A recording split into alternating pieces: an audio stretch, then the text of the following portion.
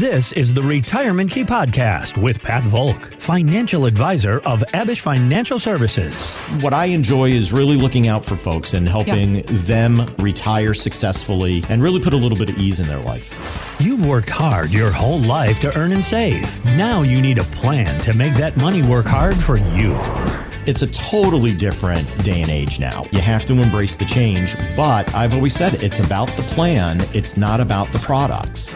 Pat and the entire team at Abish Financial want to help you unlock the keys to your retirement.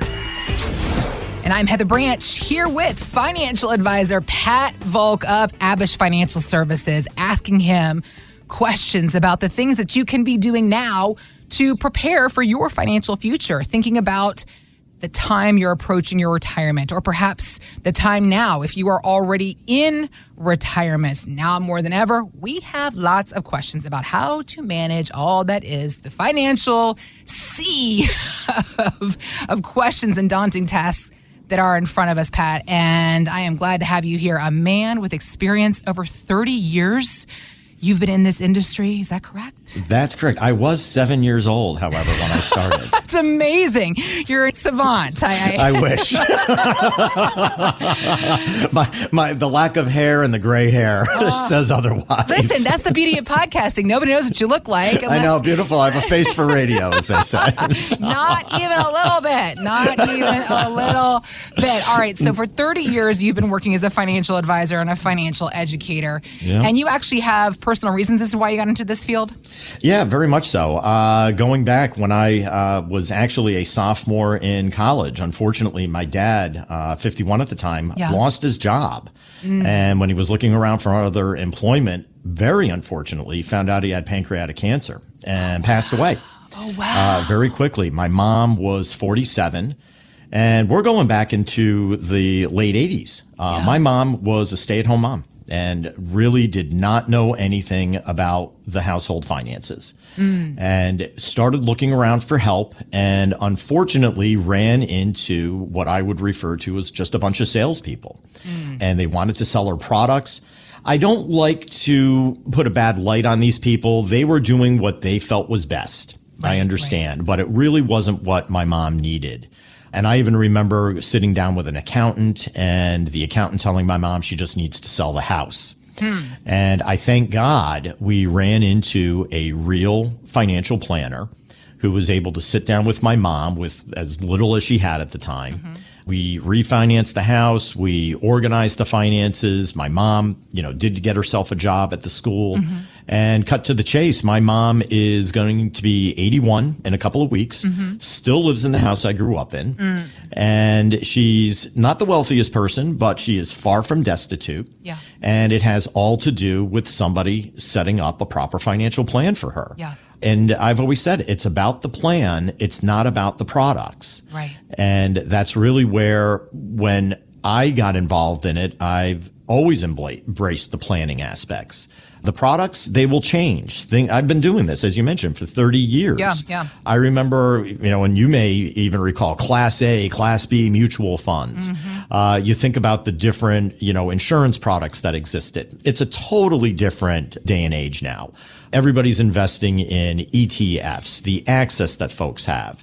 Even insurance products, it's a completely different world. Yeah. And it's really something that you have to embrace the change, but the products may have changed. The planning, very honestly, has stayed very similar. There may be some things on the tax side, but being disciplined, being consistent, and frankly, just what I enjoy is really looking out for folks and helping them, retire successfully and really put a little bit of ease in their life. Well, and I think that really begins with ease is brought on by education, because that is really what we are here to do in these conversations, is to offer insight and education for listeners to better understand what their options are and their opportunities are. It's interesting to me, that point you're making about how the planning process, even though the products in that process, the strategies in that process, the planning itself has not changed that drastically. And that's actually what I wanted to talk to you about, because thinking about, that's the big expression, right, in the financial world. None of us have a crystal ball. We cannot predict what the markets are going to do in the future. We cannot predict anything about the future. We can only reflect on the past. So there was this article that I wanted to chat with you about a lot of so-called experts, they are predicting a recession to begin sometime this year. This article was talking about a financial planner who successfully guided clients through the Great Recession, thinking about 2007 to 2009. He was helping folks out in that phase. And so he has since sat down and listed out his 5 tips on how to survive the quote-unquote next one, the next big recession. So I wanted to run through this list with you today and talk to you about each of his 5 tips to get your insight and thoughts on what you think of these. Now, his 5 points were, just to quickly run through the list. 1, stick with your plan. 2, don't make bets on future performance. 3, if you can invest more, do. 4, avoid get-rich-quick investments. And 5, this one's a little bit counterintuitive to the first point, be flexible with your retirement plans. So, Pat, tell us your insight. Walk us through all of these steps. Sure. Let's just start. If you can invest more, do so. Okay. Absolutely. If the markets are moving down, you are in essence buying things at a better and better value at this point. Okay. That's what we would want to look for. It doesn't mean that you need to shift all of your assets, at any particular time. Mm-hmm. But if you are contributing into a 401k, making IRA contributions, yes, continue to put those into the market, because this is meant to be a long-term investment. We're not trying to let's kind of hit upon one of the other points, a get-quick-rich scheme here. Right. We're looking at trying to have these investments come to fruition, hopefully over much longer than a 5-year time frame, 10-year, 15-year, 20-year time frame. Mm-hmm. And you will look back and say, wow, 2022, maybe the first part of 2023, when the market was at its lows, I really got into some great bargains at that time frame, and they should come to fruition. Let the markets do their magic. Let's make sure we're taking advantage of the opportunity of buying low while the opportunity is here. Okay, got it. A few other points I would say is, on a very positive note, be flexible with your retirement plans.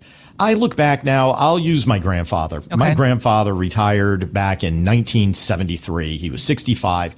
If we think that retirement is similar to someone who retired 50 plus years ago, you're crazy. We are living in a completely different day and age. Well, the inflation rates are similar. Yeah, we are. It's comparable to inflation. Unbelievably enough, but yeah, okay. What comes around goes around, I suppose. Yeah. But we are looking at people living much longer, living much healthier lifestyles. Yeah. If you heard of somebody passing away now in their mid-60s, you would be shocked. Stunned. Why so young? That's the first thing you think. Oh my gosh, so young. Exactly. But we're hearing people now are living well into their 80s, into their 90s even. So when we stand back and look at this, we want to make sure that we are being flexible. This is not meant to be a one-time event. I think people feel, I'm going to retire. You're not spending your money all at once. Your money is going to last you for a 30-year time frame, hopefully even longer. So when you look at retirement, you may want to say, maybe I want to retire from the grind job. Maybe there's an opportunity for me to take on a job or a different type of career where money and compensation isn't the focus. Maybe I want to go out and volunteer, stay active. This is what I mean by being flexible. Money is still there. You still have the opportunity to save. Maybe you're not bringing in the big dollars, but if you're bringing in something, that is an opportunity for you to not spend down the assets that you've accumulated quite as quickly. Got it. So that's good from, I believe, from a physical point of view, from a psychological point of view, from a financial point of view. Got it. But also do remain flexible. If we're going through some difficult times, they're not going to last.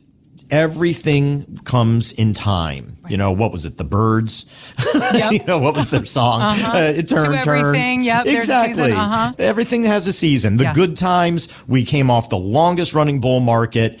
Fine. It ended. Now we're coming into the recession times. It too will end. You're not going to retire and just survive throughout a complete recession. The probability of that is slim. So I would say remain positive, be flexible. If you maybe want to change your plans a little bit here and there, fine. But I don't think this is a time for anybody to have panic and to say the market's down, therefore my plans have changed drastically. Got it. That is not a plan. That is a reaction. Okay. Got it. Understood. Okay. Yep. couple of other points I would bring up is stick with your plan. I'm going to maybe hedge a little bit on this one. Okay. I think that really depends on who you are, what your circumstances are, what the dollars are really meant for. If I have dollars that are meant for my children's inheritance, then I have no intention of actually spending them down. Yeah, I'm going to stick with my plan. There's no reason for me to change course here. However, if I have dollars that I am looking at accessing and I am planning on spending, maybe because I need to spend the income or maybe because I have required minimum distributions, I'm being forced to take dollars out, I may want to change a little bit of a stance on this.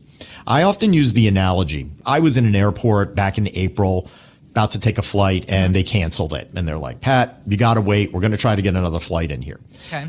I had a moment of decision.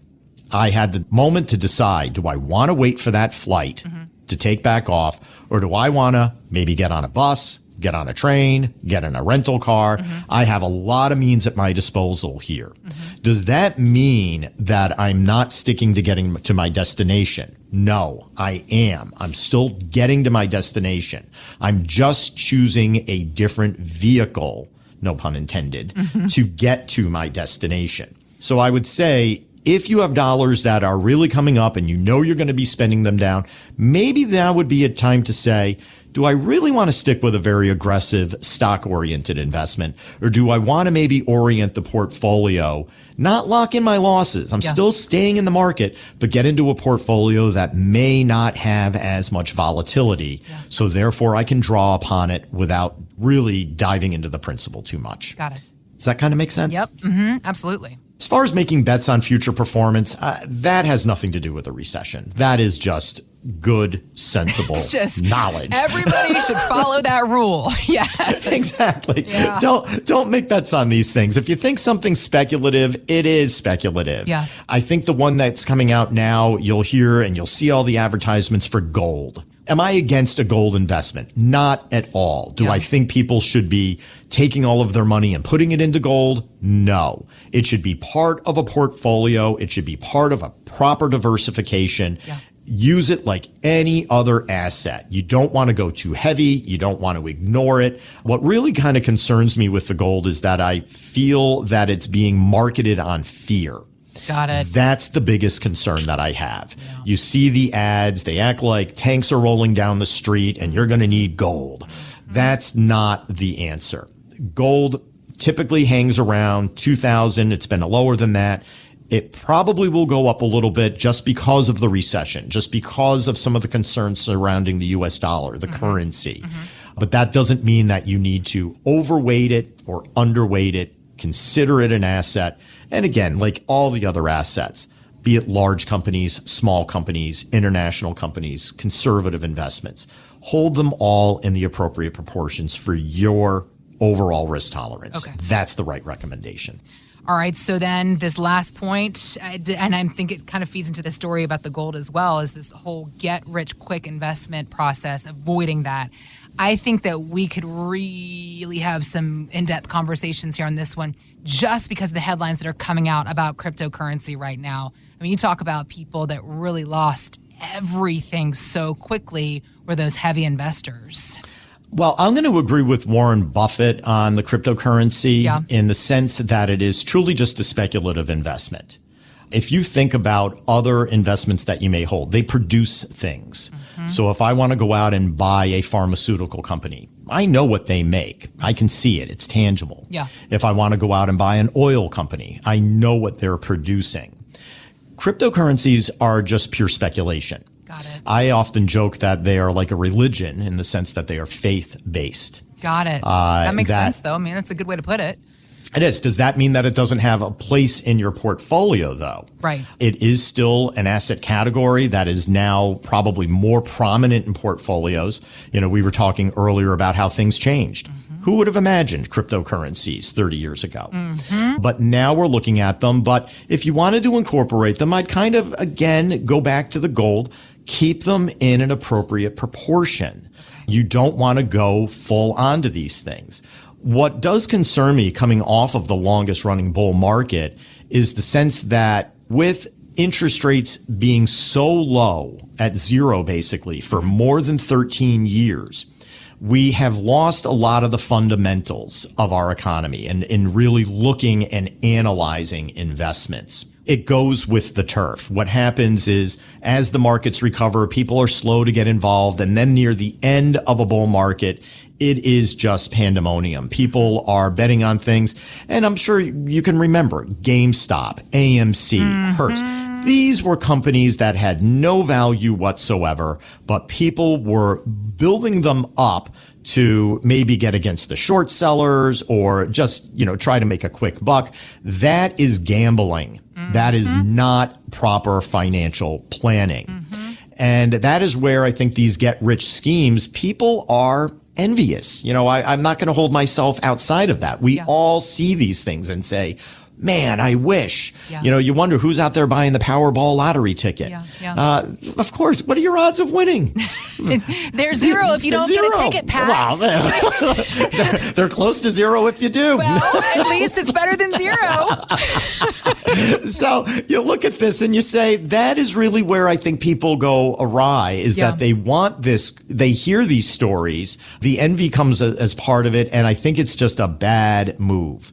Does that mean you shouldn't hold any cryptocurrency? That doesn't mean you should hold something that might be a little bit speculative. Fine, hold it. I've often referred to certain clients that will set aside a small pool of money, and I'll say, that's your gambling money. Okay. That's the money you're going to go out and you're going to have a little fun, because if it makes a lot, fantastic. But if you lose it, not the end of the world. I grew up in upstate New York and used to go to the track up in Saratoga. That was the big thing for the summer. I used to go up and I would have a designated amount of money I was going to go into the track with. So if I could park the car, get a couple of drinks, have a couple of meals, bet on the ponies, and I walked out and maybe I had a couple of extra bucks in my pocket. That's fantastic. A win right there. Yeah. A win. If I didn't have anything left in my pocket, it was a day You entertain yourself all day. Yep. Well spent. Money well spent. Much like going out to a dinner or going to a movie. Yep. Money well spent. But there was a proportionality. I did not go up, with a limitless, wallet saying, let's just bet it all, put the family farm on anything. Keep things in proportion. Don't take on risk that you're not willing. It's risk. You could lose. So be very cautious. Got it. This whole idea of where are we with our economy? Are we in a recession or not? How can we, quote unquote, survive the next recession? And the many potential recessions that could come to your doorstep during a 20, 30, 40-year retirement. The bottom line to surviving is to having the proper plan in place, one that aligns with your goals for yourself, for your family, for the years ahead, one that's not stagnant, that moves with the times and continues to move with and for you. And that's what the entire team at Abish Financial Services are here to help you create. So if you have questions about your retirement savings plans, if you have questions about how to help quote unquote recession proof your savings, Pat and the team at Abish Financial Services, they are here to help you get some answers. And you can begin this conversation today. Just visit retirementkeyradio.com. Thanks for listening to the Retirement Key Podcast. Be sure to listen to the Retirement Key Radio Show, Saturdays and Sundays on WMAL. Investment advisory services offered through Abish Financial Wealth Management, LLC, number 310633, a registered investment advisor firm. Financial professionals are not licensed in all 50 states. To find out if Abish Financial Services is licensed in your state, please call 571-577-9968. Abish Financial Services is not affiliated with nor endorsed by the Social Security Administration or any other government agency and does not provide legal or tax advice. Annuity guarantees rely solely on the financial strength and claims-paying ability of the issuing insurance company. By contacting us, you may be provided with information about insurance and annuity products offered through Abish Financial Services, Inc., Virginia Insurance License number 127820.